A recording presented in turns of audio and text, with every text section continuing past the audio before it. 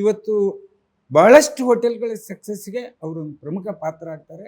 ಅವರನ್ನು ಉಪಯೋಗಿಸುವಂತಹ ಕ್ರಮ ಎಲ್ಲ ಹೋಟೆಲ್ನವರು ಪ್ರಾರಂಭಿಸಬೇಕು. ಸೊ ಅಂದರೆ ಈಗ ಡಿಜಿಟಲ್ ಟ್ರಾನ್ಸ್ಫಾರ್ಮೇಷನ್ನು ಮತ್ತು ಈ ಡಿಜಿಟಲ್ ಪ್ರೆಸೆನ್ಸು ತುಂಬ ಜಾಸ್ತಿ ಆಗಿದೆ. ಸೊ ಅದು ತುಂಬ ಉಪಯುಕ್ತವಾಗುತ್ತೆ ಅಂತ ನೀವು ಹೇಳ್ತಾ ಇದ್ದೀರಾ. ಬಟ್ ಹಳೆ ಸ್ಕೂಲ್ ಇರೋರು ಅದನ್ನು ಒಪ್ಕೊಳ್ಳೋಕ್ಕೆ ತಯಾರಿಲ್ವಲ್ಲ, ಅವ್ರಿಗೇನು ಹೇಳ್ತೀರಾ ನೀವು? ಹೌದು, ಅವರಿಗೆ ನಾನು ಹೇಳ್ತಾ ಇರೋದು, ಕೆಲವರು ಸ್ವಿಗ್ಗಿ ಝೊಮ್ಯಾಟೋಕ್ಕೂ ಒಪ್ಕೊಳ್ಳಿಕ್ಕೆ ರೆಡಿ ಇಲ್ಲ. ನಮ್ಗೆ ಬೇಡ ಸ್ವಿಗ್ಗಿ ಝೊಮ್ಯಾಟೋ, ಅವ್ನು ಲೆಕ್ಕ ಸರಿ ತಗೊಳ್ಳೋದಿಲ್ಲ.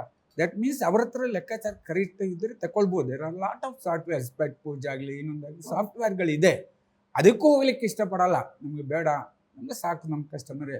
ಆ ವಿಷನನ್ನು ಬಿಟ್ಟು ಫುಡ್ ಇನ್ಫ್ಲುಯೆನ್ಸರ್ ಇಲ್ಲಿ ಬೇಕಾಗತ್ತೆ. ಅದನ್ನು ಮಾಡಿದರೆ ಖಂಡಿತ ಅವರ ಮೊದಲಾಗಿದ್ದ ಬಿಸ್ನೆಸ್ಗಿಂತ ಪರ್ಸೆಂಟೇಜ್ ವೈಸ್ ಇನ್ಕ್ರೀಸಸ್. ಯಾಕಂದರೆ ನಮ್ಮದು business minimum every year 15% increase ಆಗಲೇಬೇಕು ವರ್ಷದಿಂದ ವರ್ಷಕ್ಕೆ.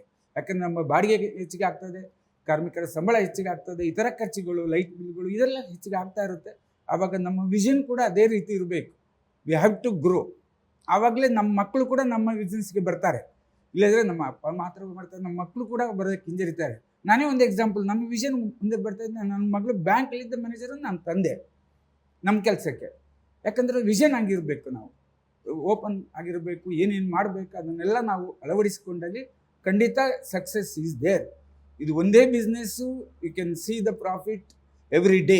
P&L ಅಕೌಂಟ್ ನಿಮಗೆ ಬೇರೆ ಯಾವ ಬಿಸ್ನೆಸ್ನಲ್ಲಿಯೂ ಡೈಲಿ ತೆಗಿಲಿಕ್ಕಾಗಲ್ಲ ಅಥವಾ ಮಂತ್ಲಿ ತೆಗಿಲಿಕ್ಕಾಗಲ್ಲ. Hotel business is the only thing. ಇಷ್ಟು ಲಾಭ ಆಯಿತು, ಇಷ್ಟು ನಷ್ಟ ಆಯಿತು ಅಂತ you can take if you are good. ಅದೇ ಪ್ರಶ್ನೆ ನೀವು ಹೇಳಿದ ಸರ್. ಇಂದಿರಾ ಕ್ಯಾಂಟೀನ್ ಈ ಥರದ್ದೆಲ್ಲ ಸರ್ಕಾರನೇ ಶುರು ಮಾಡ್ತಾ ಇದೆ.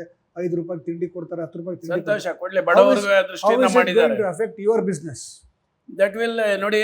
ಒಂದೇ ಒಂದು ಅಡ್ವಾಂಟೇಜ್ ಏನು ಅಂತಂದರೆ, ಭಾರತ ದೇಶದಲ್ಲಿ ಒಂದು 130 ಕೋಟಿ ಜನಸಂಖ್ಯೆ ಇದೆ. ಬೆಂಗಳೂರಿನಲ್ಲಿ 1.5 ಕೋಟಿ ಜನಸಂಖ್ಯೆ ಇದೆ. ಯಾವುದೇ ಕಾರಣಕ್ಕೂ ನಮಗೆ ವ್ಯಾಪಾರಕ್ಕೆ ಕಮ್ಮಿ ಆಗಲ್ಲ. ನಮ್ಮ ಇದಕ್ಕೆ, ನಮ್ಮ ಒಂದು ಹೋಟೆಲ್ಗೆ ನಮಗೆ ಬೇಕಾದಷ್ಟು ಗ್ರಾಹಕರು ಬಂದೇ ಬರ್ತಾರೆ. ಎಲ್ಲರೂ ಬಂದ್ಬಿಟ್ರೆ ನಮಗೆ ಕೇಟರ್ ಮಾಡೋಕ್ಕಾಗಲ್ಲ, ನಮಗೆ ಕೈಕಾಲು ಬಿದ್ದೋಗುತ್ತೆ. ಅಷ್ಟೊಂದು ಜನಸಂಖ್ಯೆ ಇದೆ, ಭಾಳ ಅಡ್ವಾಂಟೇಜ್ ಇದೆ. ಹ್ಯಾಬಿಟ್ ಜಾಸ್ತಿ ಜನಗಳಾಗುತ್ತೆ. ಆ ಥರ ಬಂದವಾಗ ನಮ್ಮ ಹೋಟೆಲ್ ಗ್ರಾಹಕರ ಸಂಖ್ಯೆ ಜಾಸ್ತಿ ಆಗುತ್ತೆ. ಹೌದಾ? ಫುಡ್ ಹ್ಯಾಬಿಟ್ ಜಾಸ್ತಿ ಆಗುತ್ತೆ ಆ ಥರ ತಿನ್ನೋದು.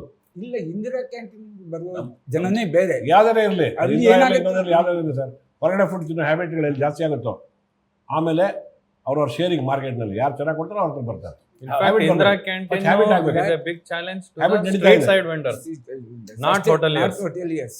Restaurants ಗೆ ಅದು ಮಾರಕ ಅಲ್ಲ. ಇನ್ನು ಸ್ಟ್ರೀಟ್ ಸೈಡ್ ಫುಡ್ ವೆಂಡರ್ಸ್ ಗೆ, ಅನ್ಆರ್ಗನೈಸ್ಡ್ ಸೆಕ್ಟರ್ ಲೇಬರ್ಸ್ ಗೆ ಅವ್ರಿಗೆ ಒಳ್ಳೆದಾಗಿ ಮನೆಯಲ್ಲಿ ಅಡಿಗೆ ಮಾಡಬೇಕಾಗಿಲ್ಲ, ಅವರು ಬಂದು ತಿಂತಾರೆ. ಬಹಳ ಜನಕ್ಕೆ ತಮ್ಮ ಪ್ರೊಫೆಷನ್ ಬಿಟ್ಟು, ಫಾರ್ ಎಕ್ಸಾಂಪಲ್ ನೀವೇ ಹೇಳಿದ್ರಿ IT ಪ್ರೊಫೆಷನ್ ಇಂದ ಬಿಟ್ಟು ಇಲ್ಲಿ ಬಂದವರು ಅಂತ. ಅಂದ್ರೆ ತಮ್ಮ ಪ್ರೊಫೆಷನ್ನ ಬಿಟ್ಟು ಹೋಟೆಲ್ ಬಿಸ್ನೆಸ್ ಬರಬೇಕು, ರೆಸ್ಟೋರೆಂಟ್ ಬಿಸ್ನೆಸ್ ಬರಬೇಕು ಅಂತ ಭಾಳ ಜನ ಅನ್ಕೊಳ್ತಾ ಇದ್ದಾರೆ. ಸೊ ಅವರಿಗೆ ಒಂದು ಮಿನಿಮಮ್ ಬಜೆಟ್ ಎಷ್ಟು ಬೇಕಾಗತ್ತೆ ಒಂದು ಹೋಟೆಲ್ ಮಾಡೋದಕ್ಕೆ ನಿಮ್ಮ ಪ್ರಕಾರ? ಈ ಪ್ರಶ್ನೆ ತುಂಬ ಜನ ನಮ್ಮ ಹತ್ರ ಕೇಳಿದ್ದಾರೆ, ಹೋಟ್ಲಿಗೆ ಬಂದು ಕೇಳ್ತಾ ಇದ್ದಾರೆ. ಹೋಟ್ಲ್ ಮಾಡ್ಬೇಕಾದ್ರೆ ಹಣ ಎಷ್ಟು ಬೇಕು ಸರ್, ಮತ್ತು ವ್ಯಾಪಾರ ಎಷ್ಟಾಗುತ್ತೆ ಸರ್, ಲಾಭ ಎಷ್ಟು ಬರುತ್ತೆ ಸರ್, ಇದನ್ನೆಲ್ಲ ಕೇಳ್ತಾರೆ ನಮ್ಮ ಹತ್ರ ಬಂದ್ಕೊಂಡು. ಆದರೆ ನಾವು ಹೇಳೋದಷ್ಟೇ, ನೀನು ಯಾವ ಸ್ಟೇಜ್ನಲ್ಲಿ ಹೋಟ್ಲ್ ಉದ್ಯಮಕ್ಕೆ ಬರ್ತಾ ಇದೆಯಾ, ಇದುವರೆಗೂ ಅನುಭವ ಇದೆಯಾ, ಏನಾದ್ರು ಎಕ್ಸ್ಪೀರಿಯನ್ಸ್ ಇದೆಯಾ? ನೋಡಿ, ನಾವೆಲ್ಲ ಬಾಲ್ಯದಿಂದ ಹೋಟ್ಲ್ ಉದ್ಯಮಕ್ಕೆ ಬಂದವರು, ನಮಗೆ ಸಾಕಷ್ಟು ಎಕ್ಸ್ಪೀರಿಯನ್ಸ್ ಇದೆ. ಆದ್ದರಿಂದ ಹೀಗೆ ಇರಬೇಕು ಅನ್ನೋದು ನಮ್ಮ ಒಂದು ಸಿದ್ಧಾಂತ ಇರುತ್ತೆ, ಅದ್ರ ಪ್ರಕಾರ ಹೋಗ್ತೇವೆ. ಪ್ರಮುಖವಾಗಿ ಇನ್ವೆಸ್ಟ್ಮೆಂಟ್ ಬಗ್ಗೆ ಕೇಳಿದ್ರಿ. ಇನ್ವೆಸ್ಟ್ಮೆಂಟು ನಾವು ನಮ್ಮಲ್ಲಿ ವಿಚಾರಿಸ್ತಾರೆ IT ಕಂಪ್ನಿಗೆ ಬರುವಾಗ. ಇವಾಗ ಹೊಸ ಟ್ರೆಂಡ್ ಶುರುವಾಗಿದೆ, ಕಡಿಮೆ ಇನ್ವೆಸ್ಟ್ಮೆಂಟಲ್ಲಿ ಚೆನ್ನಾಗಿ ಮಾಡುವಂಥದ್ದು. ಫಾಲ್ಸ್ ಸೀಲಿಂಗ್ ಇಲ್ಲದಿರುವುದು, ಅನವಶ್ಯಕವಾಗಿ ಫಾಲ್ಸ್ ಸೀಲಿಂಗ್ ಆಗ್ತಾರೆ, ಅಲ್ಲಿ ಜಿರಳೆಗಳು, ಇಲಿಗಳು ಜಾಸ್ತಿ ಆಗ್ತದೆ. ಆ ಟ್ರೆಂಡ್ ಕಡಿಮೆ ಆಗಬೇಕು. ಅನವಶ್ಯಕವಾಗಿ ಬಹುದೊಡ್ಡ ಬೋರ್ಡ್ ಹಾಕೋದು, ಅದಕ್ಕೆ ಒಂದಷ್ಟು ಲೈಟಿಂಗ್ ಕೆಲಸ ಮಾಡೋದು, ಓವರ್ ಲೈಟಿಂಗ್, ಇನ್ಸೈಡ್ ಲೈಟಿಂಗ್ ಮಾಡೋದು, ಇದನ್ನೆಲ್ಲ ಕಡಿಮೆ ಮಾಡಿ ಮಧ್ಯಮ ಇನ್ವೆಸ್ಟ್ಮೆಂಟಲ್ಲಿ ಒಳ್ಳೆ ಹೋಟೆಲ್ಗಳು ಪ್ರಾರಂಭ ಆಗಿದೆ. ಬಹಳಷ್ಟು ಹೋಟೆಲ್ಗಳು, ನೀವು IT ಪಾರ್ಕ್ ಆಚೆ ಕಡೆ ಎಲ್ಲ ಹೋದಾಗ ಬಹಳಷ್ಟು ಆ ಥರ ಬಾರ್ ಆ್ಯಂಡ್ ರೆಸ್ಟೋರೆಂಟ್ಗಳು ಪ್ರಾರಂಭ ಆಗಿದೆ. ಇನ್ವೆಸ್ಟ್ಮೆಂಟ್ ಕಡಿಮೆ ಮಾಡಿ ಸೂಕ್ತವಾಗಿ ನೀಟಾಗಿರ್ತದೆ. ನಮಗೆ ಮುಖ್ಯವಾಗಿ ಇನ್ವೆಸ್ಟ್ ಮಾಡಬೇಕಾದ ಒಳ್ಳೆ ಶುಚಿತ್ವವಾದ ವಾಶ್ರೂಮ್, ಹ್ಯಾಂಡ್ ವಾಶು, ಒಳಗಡೆ ಇರುವಂಥ ಟಾಯ್ಲೆಟು, ಇದೆಲ್ಲ ಶುಚಿತ್ವವಾಗಿರಬೇಕು. ಕಿಚನ್ ಬಗ್ಗೆ ಮತ್ತು ಒಳ್ಳೆ ಹೊಸ ಇಕ್ವಿಪ್ಮೆಂಟ್ಗಳ ಬಗ್ಗೆ ಕಾನ್ಸಂಟ್ರೇಷನ್ ಮಾಡಬೇಕು. ಸುಮ್ಮನೆ ಇಂಟೀರಿಯರ್ಸ್ ಮಾಡೋದು, ಒಂದಷ್ಟು ಇಂಟೀರಿಯರ್ಸ್ಗೆ ದುಡ್ಡು ಕೊಡೋದು, ಮೇಲ್ಗಡೆ ಫಾಲ್ ಸೀಲಿಂಗ್ ಬೋರ್ಡು ಇದೆಲ್ಲ ಕಡಿಮೆ ಮಾಡಿದಾಗ ಅದು ಗ್ರಾಹಕರು ಕೂಡ ಮೆಚ್ತಾರೆ. ಇಂದಿನ ಇದರಲ್ಲಿ ಬಹಳಷ್ಟು ಜನ ಅದನ್ನು ಮೆಚ್ತಾರೆ. ನಾನೊಂದು ಎಕ್ಸಾಂಪಲ್ ಕೊಡ್ತೇನೆ. ಕಾಂತಿ ಸ್ವೀಟ್ಸ್ ಅಂತ ಒಂದು ನಮ್ಮ ಬೆಂಗಳೂರಿನಲ್ಲಿ ಸುಮಾರು 90 ಶಾಪ್ಸ್ ಇದೆ. Very simple man. ಅವರಷ್ಟು ಶಾಪ್ಸ್ ಯಾರಿಗೂ ಮಾಡಲಿಕ್ಕಾಗಿಲ್ಲ. ಯಾಕಂದರೆ ಭಾಳ ಶಿಸ್ತಾಗಿ ಸಿಂಪಲ್ ಆಗಿ ಮಾಡ್ತಾರೆ. ಅವ್ರಿಗೂ ಗ್ರಾಹಕರು ಬರ್ತಾರೆ, ಅವರದೇ ಆದಂಥ ಗ್ರಾಹಕರು ಬರ್ತಾರೆ. ಆ ರೀತಿಯಾಗಿ ತುಂಬ ಜಾಸ್ತಿ ಶಾಪ್ಸ್ಗಳನ್ನು ಮಾಡ್ಬೋದು. ಕಾಸ್ಟ್ ಇನ್ವೆಸ್ಟ್ಮೆಂಟ್ ಕಮ್ಮಿ ಆಗುತ್ತೆ, ಬ್ಯಾಂಕ್ ಲೋನ್ ಕಮ್ಮಿ ಆಗುತ್ತೆ. ಈ ರೀತಿಯಾದಂಥ ಪ್ರವೃತ್ತಿ ಈಗ ತಾನೇ ಪ್ರಾರಂಭ ಆಗಿದೆ. ಭಾಳಷ್ಟು ಬೆಂಗಳೂರಿನಲ್ಲಿರುವಂಥ ಪಬ್ಗಳಲ್ಲೆಲ್ಲ ಪ್ರಾರಂಭ ಆಗಿದೆ. ಸಿಂಪಲ್ ಸಿಟ್ಟಿಂಗ್ ಗಾರ್ಡನ್ನಲ್ಲಿ ಉದ್ದಕ್ಕೆ ಕುಡಿಸ್ಬಿಡೋದು, ಬೆಂಚಸ್ ಹಾಕಿ ಕುಡಿಸ್ತಾರೆ. ಇದೆಲ್ಲ ಪ್ರಾರಂಭ ಆಗಿದ್ದು ಒಂದು ನ್ಯೂ ಟ್ರೆಂಡ್. ಹೊಸ ಜನ ಕೂಡ ಇದನ್ನು ಲೈಕ್ ಮಾಡ್ತಾರೆ, ಯಂಗ್ಸ್ಟರ್ಸ್ ಕೂಡ ಲೈಕ್ ಮಾಡ್ತಾರೆ. ಅನಗತ್ಯವಾದಂಥ ಓಲ್ಡ್ ಚೇರ್ಸ್ ಹಾಕಿ ಕುಡಿಸ್ತಾರೆ, ಯಾವುದು ಭತ್ತದ ಚೇರ್ ಹಾಕಿಯೂ ಕುಡಿಸ್ತಾರೆ. ಅಂಥದ್ದು ಟ್ರೆಂಡ್ ಬರ್ತಾ ಇದೆ. ಅದನ್ನು ಜನಗಳು ಲೈಕ್ ಮಾಡ್ತಾರೆ, ಅಲ್ಲಿಗೆ ಗ್ರಾಹಕರು ಕೂಡ ಹೆಚ್ಚಿಗೆ ಹೋಗ್ತಾರೆ. ಫ್ಲೋರಿಂಗ್ ಕೂಡ ಇಲ್ಲದಂಥ, ಮೊನ್ನೆ ಒಂದು ಹೋಟ್ಲಿಗೆ ಹೋದ್ರೆ ಫ್ಲೋರಿಂಗ್ ಕೂಡ ಇಲ್ಲ, ಬರೀ ಜೆಲ್ಲಿ ಹಾಕಿದ್ದಾರೆ, ನೆಲದಲ್ಲಿ ಜೆಲ್ಲಿ ಹಾಕಿದರೆ ಅದರ ಮೇಲೆ ಟೇಬಲ್ ಚೇರ್ ಹಾಕಿದ್ರು. ಬಹಳ ಚೆನ್ನಾಗಿತ್ತು. It looks be good. ನನಗೆ ಅದನ್ನು ಅಪ್ರಿಸಿಯೇಟ್ ಮಾಡಿದೆ. ನಿಮ್ಮ ಪ್ರಶ್ನೆ ನೋಡಿ ಎಷ್ಟು ಬೇಕಾಗತ್ತೆ ಅಂತ, ಅದಕ್ಕೆ ನನ್ನ ಉತ್ತರ ಏನಂದರೆ, ಎಷ್ಟು ಬೇಕಾಗತ್ತೆ ಅನ್ನೋದು ಮಾತ್ರ ಉತ್ತರ. ಫಸ್ಟು ನಾವು ಅವ್ರು ಬಂದವರಿಗೆ ಕ್ವಶನ್ ನಂಬರ್ 1, ನಿನ್ನ ಮೆನು ತೊಗೊಂಬಾರಪ್ಪ, ನೀನು ಎಷ್ಟು ಜಾಗದಲ್ಲಿ ಮಾಡ್ಬೇಕು ಅಂದ್ಕೊಂಡಿದ್ಯಾ, ಯಾವ ಏರಿಯಲ್ಲಿ ಮಾಡ್ಕೊಬಾರ್ದು ಅಂದ್ಕೊಂಡಿದ್ದೆ. ಇದು 3 ಡಿಪೆಂಡ್ ಆಗುತ್ತೆ ಇನ್ವೆಸ್ಟ್ಮೆಂಟ್ ಮೇಲೆ. ಒಂದು ಮೆನು ಮೇಲೆ ಕಿಚನ್ ಎಕ್ವಿಪ್ಮೆಂಟು, ಏರಿಯಾ ಎಷ್ಟು ಬೇಕು ಅಂತ. ಅದಾದಮೇಲೆ ನೀವು ಯಾವ ಏರಿಯಲ್ಲಿ ಮಾಡಬೇಕು ಅಲ್ಲಿ ರಿಯಲ್ ಎಸ್ಟೇಟ್ ಮೇಲೆ ಡಿಪೆಂಡ್ ಆಗುತ್ತೆ. ಇದು 3 ಬಂದರೆ ನೀವು 75% ಮಾಹಿತಿನ ಕೊಡ್ಬೋದು. ಆಮೇಲೆ ಇವ್ರು ಹೇಳಿದಾಗ ಹೆಚ್ಚು ಕಡಿಮೆ ಆಗೋದ್ರ ಬಗ್ಗೆ ಮತ್ತೆ ಅದು ಬೇರೆ ನೆಕ್ಸ್ಟ್ ವಿಚಾರ.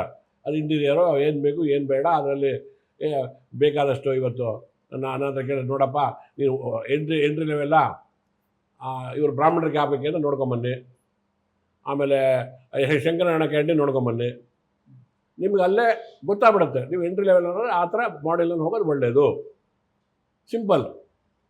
ಆದರೆ ರುಚಿ ಕೂಡ ಜವಾಬ್ದಾರಿ ನಿನಗಿರಬೇಕು, ಶ್ರದ್ಧೆ ನೀನು ಮಾಡೋಂಗಿರಬೇಕು. ಆಮೇಲೆ ನೀನು ನೆಕ್ಸ್ಟ್ ಲೆವೆಲ್ಗೆ ಏನು ಬೇಕಾದ್ರೆ ಮತ್ತೆ ಮುಂದಕ್ಕೆ ಹೋಗ್ತಾ ಇರುತ್ತೆ. ಫಸ್ಟು ಬಜೆಟಲ್ಲಿ ಮಾಡಬೇಕಾ ಈ ರೀತಿ, ಎಷ್ಟರಲ್ಲಿ ಮಾಡಬೇಕಾ ಮೆನ್ಯೂ, 25 ಮೆನು, ನಾನು ಚಾಟು ಮಾಡಬೇಕು, 4 ದಿನ ರೋಡಿ ಮಾಡಿ ಎಲ್ಲರೂ ಬೇಕಂದ್ರೆ ಆಟೋಮೆಟಿಕ್ ಇನ್ವೆಸ್ಟ್ಮೆಂಟ್ ಜಾಸ್ತಿ ಆಗುತ್ತೆ. ನಾನು ಹೆಂಗೆ ಹೇಳೋಕ್ಕಾಗುತ್ತೆ? ಅದಕ್ಕೆ ನನ್ನ ಹತ್ರ ತುಂಬ ಜನ ಬರ್ತಾರೆ, ನಾನು ಅದೇ ಅವ್ರ ಹತ್ರ ಕೊಡು, ತೊಗೊಂಬನ್ನಿ ಮೆನು ತೊಗೊಂಬನ್ನಿ, ನನಗೆ ಎಷ್ಟು ಏರಿಯಾ ಎಷ್ಟು ಜಾಗ ಬೇಕಾಗುತ್ತೆ, ಏನು ಬೇಕಾದ್ರೆ ನಾನು ಒಂದು ಅಂದಾಜು ಹೇಳ್ತೀನಿ, ಅದ್ರ ಬೇಕಾದ್ರೆ ನಿಮ್ಮ ಬಜೆಟ್ ಇದ್ರೆ ಶುರು ಮಾಡಿ, ಆಮೇಲೆ ಹೆಚ್ಚು ಕಡಿಮೆ ಮಾಡ್ಕೊಂಡು ನಿಮ್ಮ ಇಂಟೀರಿಯರ್ ನಿಮ್ಮ ಆಲೋಚನೆ ನಿಮ್ಮ ಇರ್ತಕ್ಕಂತೆ ಅಂತ. ಅಡ್ರೆಸ್ ನೀವು ಹೇಳಿದ್ರಿ ಕಾಂತಿ ಸ್ವೀಟ್ಸಿನ ಎಕ್ಸಾಂಪಲ್ ಕೊಟ್ರಿ ನೀವು. ನಾನು ಅದೇ ಥರದ್ದು ಒಂದು ಪ್ರಶ್ನೆ, ನೀವು 5 ವರ್ಷದಲ್ಲಿ 35 ಔಟ್ಲೆಟ್ಗಳನ್ನು ಶುರು ಮಾಡಿದ್ದೀರಾ. ಒಂದು ಹೋಟೆಲ್ ಉದ್ಯಮದಲ್ಲಿ ಒಂದು ಹೋಟೆಲ್ ಸಕ್ಸಸ್ ಆದಮೇಲೆ ಅದನ್ನು ಎಕ್ಸ್ಪ್ಯಾಂಡ್ ಮಾಡಬೇಕು ಅಂದರೆ ಎಷ್ಟು ವರ್ಷ ಕಾಯಬೇಕು ಮತ್ತು ಎಷ್ಟು ಅನುಭವ ಬೇಕು ಅದಕ್ಕೆ? ಎಕ್ಸ್ಪ್ಯಾಂಡ್ ಮಾಡೋದಕ್ಕೆ ಅದಕ್ಕೇನು ಟೈಮ್ ಏನಿಲ್ಲ. It all depends on the entrepreneur. ಅವ್ರಿಗೆ ಅನುಭವ ಇದ್ದರೆ ಅದಕ್ಕೆ ಪ್ರಾಪರ್ ಟೀಮ್ ಇಟ್ಕೋಬೇಕಾಗುತ್ತೆ. ಪ್ರಾಪರ್ ಟೀಮ್ ಇಟ್ಕೊಂಡು ಇದು ಐಡಿಯಾಸ್ನೆಲ್ಲ ಫಸ್ಟ್ ಇದು ಮಾಡ್ಕೋಬೇಕಾಗುತ್ತೆ. ನಮ್ಮ ವಿಷನ್ ಇರಬೇಕು, ನಾವು ಎಷ್ಟು ವರ್ಷದಲ್ಲಿ ಎಷ್ಟು ಬ್ರಾಂಚಸ್ ಮಾಡಬೇಕು ಅಂತ ಗುರಿ. ಆಮೇಲೆ ಯಾವ್ಯಾವ ಜಾಗದಲ್ಲಿ ನಾವು ಮಾಡಬೇಕು ಅನ್ನೋದನ್ನು ಹಾಕ್ಕೋಬೇಕು.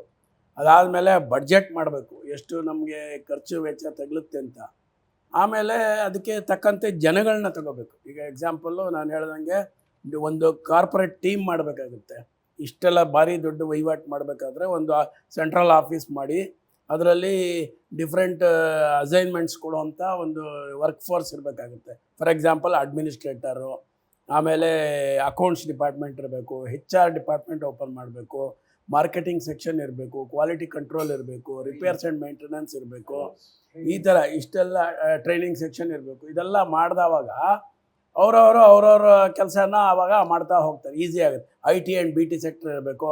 ಯಾಕೆಂದರೆ ಒಂದು ಹೋಟೆಲ್ ಮಾಡಿದ್ರೆ ಅದಕ್ಕೆ billing section, software, camera, CC camera setup ಮಾಡೋದು, ಈ ಥರದ್ದೆಲ್ಲ ಇರುತ್ತೆ. ಅದನ್ನು ನೋಡ್ಕೊಳ್ಳೋಕ್ಕೆ ಒಬ್ಬರು ಬೇಕು. ಸೊ ಈ ಥರ ಎಲ್ಲ ಮಾಡಿಬಿಟ್ರೆ ಅವ್ರವ್ರ ಕೆಲಸ ಅವ್ರವ್ರು ಮಾಡ್ತಾರೆ. ಸೊ ಎಲ್ಲ ನಮಗೆ ಸ್ಟ್ಯಾಂಡರ್ಡ್ ಕಿಚನ್ ಲೇಔಟ್ ಒಂದು ಡಿಸೈನ್ ಇರಬೇಕು. ಸ್ಟ್ಯಾಂಡರ್ಡಾಗಿ ನಾವು ಒಂದು 2-3 ಟೈಪ್ಸು ಲೇಔಟ್ ಮಾಡಿ ಇಟ್ಕೊಂಡಿರ್ತೀವಿ. ಇಂಥ ಏರಿಯಾಗೆ ಈ ಥರ ಅವ್ರು ಹೇಳ್ದಂಗೆ, ಶ್ರೀನಿವಾಸರಾವ್ ಹೇಳ್ದಂಗೆ ಡಿಪೆಂಡ್ಸ್ ಆನ್ ದ ಮೆನು. ಕೆಲವು ಕಡೆ ತುಂಬ ಚಿಕ್ಕ ಏರಿಯಾ ಜಾಗ ಸಿಕ್ಕಿದ್ರೆ you may not do all the menu. ಅಂದರೆ ನಾರ್ತ್ ಇಂಡಿಯನ್ನು ಎಲ್ಲ ಮಾಡದೇ ಇರ್ಬೋದು, you may stick on to only south ಇಂಡಿಯನ್ನು. ಆವಾಗ ಏನಾಗುತ್ತೆ, ಅದಕ್ಕೆ ಕಿಚನ್ ಏರಿಯಾ ಚಿಕ್ಕದಿದ್ರು ನಾವು ಮಾಡಲಿಕ್ಕಾಗುತ್ತೆ, ಸಕ್ಸಸ್ ಮಾಡಲಿಕ್ಕಾಗುತ್ತೆ. ಸೊ ಈ ಥರ ನಾವು ಪ್ಲ್ಯಾನಿಂಗ್ ಮಾಡಿಕೊಂಡು ಆದಷ್ಟು ಬೇಗ ಮಾಡ್ಬೋದು. ಆವಾಗ ದಿಸ್ ಇಸ್ ಕಾಲ್ಡ್ ಡೂಪ್ಲಿಕೇಶನ್ ಅಂತ. ಒಂದು ಮಾಡಲ್ ಇಟ್ಕೊಂಡ್ಬಿಟ್ರೆ ಅದನ್ನೇ ನಾವು ಮಾಡ್ತಾ ಹೋಗೋದು. ಈಗ ಕಿಚನ್ ಎಕ್ವಿಪ್ಮೆಂಟು ನಮಗೆ ಏನು ಬೇಕು ಫಿಟ್ ಇನ್ ಮಾಡೋದು ಅನ್ನೋದು ನಮಗೆ ಡ್ರಾಯಿಂಗ್ ತೊಗೊಂಡ್ಬಿಟ್ರೆ ಅದನ್ನು ಫಿಟ್ ಇನ್ ಮಾಡಿಬಿಡ್ತೀವಿ. ಫಿಟ್ ಇನ್ ಮಾಡಿಬಿಟ್ಟು ಆರ್ಡ್ರ್ಗಳು ಕೊಟ್ಬಿಡ್ಬೋದು. ಆರ್ಡ್ರ್ಗಳಲ್ಲಿ ಆ ಎಕ್ವಿಪ್ಮೆಂಟ್ಗೆ ಏನು ಸ್ಪೆಸಿಫಿಕೇಷನ್ ಬೇಕು ಅನ್ನೋದು ಅವ್ರಿಗೆ ಮ್ಯಾನುಫ್ಯಾಕ್ಚರರ್ಗೆ ಗೊತ್ತಿರುತ್ತೆ. ಅದರಲ್ಲಿ 3 ಇದನ್ನು ಟೆಂಡರ್ಸ್ ಹಾಕ್ಬಿಟ್ಟು 3 ಜನನ ನಾವು ಕೊಟೇಶನ್ ತೊಗೋತೀವಿ. ಯಾಕಂದರೆ ಬೆಸ್ಟ್ ಪ್ರೈಸಿಂಗ್ ನಾವು ಮಾಡಬೇಕಾಗುತ್ತೆ. ಅದರಲ್ಲಿ ಯಾರು ಚೆನ್ನಾಗಿ ಕೊಡ್ತಾರೆ, ಕಮ್ಮಿ ಕೊಡ್ತಾರೆ ಹೇಳಿ ಅವ್ರ ಹತ್ರ ತಗೊಳ್ಬೇಕಾದ್ರೆ ಇದೆಲ್ಲ ರೆಡಿ ಆದಮೇಲೆ ಆರ್ಡ್ರ್ಗಳು ಕೊಟ್ಬಿಡ್ತೀವಿ. ಈ ಹೋಟ್ಲ್ ಓಪನ್ ಆಗೋಕ್ಕೆ ಡೇಟ್ ಫಿಕ್ಸ್ ಮಾಡ್ತೀವಿ, ಇಂಥ ದಿವಸ ಪೂಜೆ, ಬ್ಯಾಕ್ವರ್ಡ್ಸ್ ವರ್ಕ್ ಮಾಡ್ಕೊಂಡು ಬರೋದು. ಆವಾಗ ಅದು ಹೋಟ್ಲ್ ಆಟೋಮೆಟಿಕಾಗಿ ಓಪನ್ ಆಗುತ್ತೆ. ಕೆಲವು ಸಲ ಒಂಚೂರು ಕನ್ಸ್ಟೆಂಟ್ ಆಗುತ್ತೆ, ಒಂದು ವಾರ ಹೆಚ್ಚು ಕಮ್ಮಿ ಆಗುತ್ತೆ. ಏನು ಹಬ್ಬಗಳ ಹರಿದಿನ ಬರುತ್ತೆ, ಅದಕ್ಕೂ ಎಲ್ಲ ನಾವು ಇದು ಮಾಡಿರ್ತೀವಿ, ಏನು ಕ್ವಾಂಟಿಫೈ ಮಾಡ್ಕೊಂಡಿರ್ತೀವಿ. ಈ ಥರ ಇಂಥದ್ದು ರಜೆ ಬರ್ಬೋದು ಒಂದು ವಾರ. ಸೊ 30 ದಿವಸ ಆಗೋದು 37 ದಿವಸ ಆ ಥರ ಹಾಕ್ಕೊಂಡಿರ್ತೀವಿ. ಅದನ್ನು ಓಪನ್ ಮಾಡ್ತೀವಿ. ಮೂಲತಃ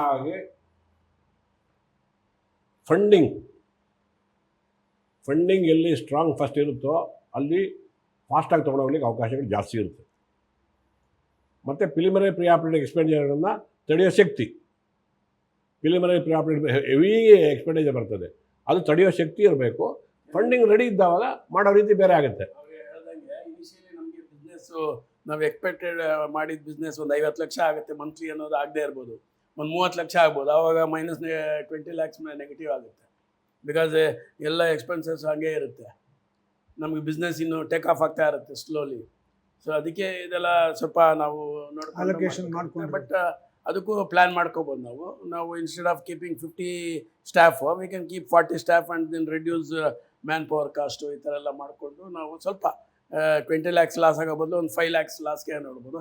ನೆಕ್ಸ್ಟ್ ಮಂತ್ ನಾವು ಪ್ಲ್ಯಾನ್ ಮಾಡ್ಕೋತೀವಿ, ಬಡ್ಜೆಟು 5 ಲ್ಯಾಕ್ಸ್ ಲಾಸ್ ಆಗಿದೆ ಅಲ್ಲ, ಈ ತಿಂಗಳು ಅಟ್ಲೀಸ್ಟ್ ಒಂದು 2 ಲ್ಯಾಕ್ಸ್ ಲಾಸ್ಗೆ ಬರಬೇಕು ಅಂತೀವಿ. ಒಂದೇ ಸಲ 0 ಅಂತೂ ಮಾಡೋಕ್ಕಾಗಲ್ಲ. We aim for 0 loss, but it is impossible because business ಹಂಗೆ ಎಣಿಸಿಷ್ಟು ಆಗಲ್ವಲ್ಲ. ಸೊ ಅಲ್ಲಿ ಮಾರ್ಕೆಟಿಂಗ್ ಆ್ಯಕ್ಟಿವಿಟಿ ಜಾಸ್ತಿ ಮಾಡಬೇಕು. ಏನೇನಾಗುತ್ತೆ ಎಲ್ಲ ಮಾರ್ಕೆಟಿಂಗ್ ಮಾಡ್ತೀವಿ. ಪ್ಯಾಂಫ್ಲೆಟ್ ಡಿಸ್ಟ್ರಿಬ್ಯೂಷನ್ನು, ಇದು ಇಂಟರ್ನೆಟ್ಟಲ್ಲಿ ಇದು ಮಾಡೋವಂಥದ್ದು, ಸೋಷಿಯಲ್ ಮೀಡಿಯಾ ಯೂಸ್ ಮಾಡೋವಂಥದ್ದು, ಅಡ್ವರ್ಟೈಸ್ಮೆಂಟ್, ಹೋರ್ಡಿಂಗು, ಆಮೇಲೆ ಇದು ಬ್ರ್ಯಾಂಡ್ ಅಂಬಾಸಿಡ್ರು ನಿಮ್ಮಂಥವ್ರು, ಈ ಥರ ಏನೇನಾಗುತ್ತೆ ಎಲ್ಲ ತಗೊಂಡು ನಾವು ಮಾಡ್ತೀವಿ. ಆಮೇಲೆ ಅವ್ರು ಹೇಳಿದ ಒಂದು ಸೂಕ್ತಿ ಹೇಳಿದ್ರು, ಅದನ್ನು ಹೇಳಲಿಲ್ಲ ಅವರು ಇವತ್ತು. ನನಗೆ ಯಾವುದೋ ಒಂದು ಕಾಲದಲ್ಲಿ ಕಿವಿ ಮಾತು ಹೇಳಿದ್ರು ಅವರು. ಯಾವುದೇ ಒಂದು ಈ ಥರ ಮಾಡೋದು ನಾವು ಚೇಂಜ್ ಮಾಡೋದಾವಾಗ ಯಾವುದೋ ಒಂದು ನಾವು ಏನು ಎಫರ್ಟ್ ಆಗಿಲ್ಲ, ಅದು ಫಸ್ಟ್ ಕಟ್ ಮಾಡಿ ತೆಗೆದುಬಿಡ್ಬೇಕು ಅಂತ.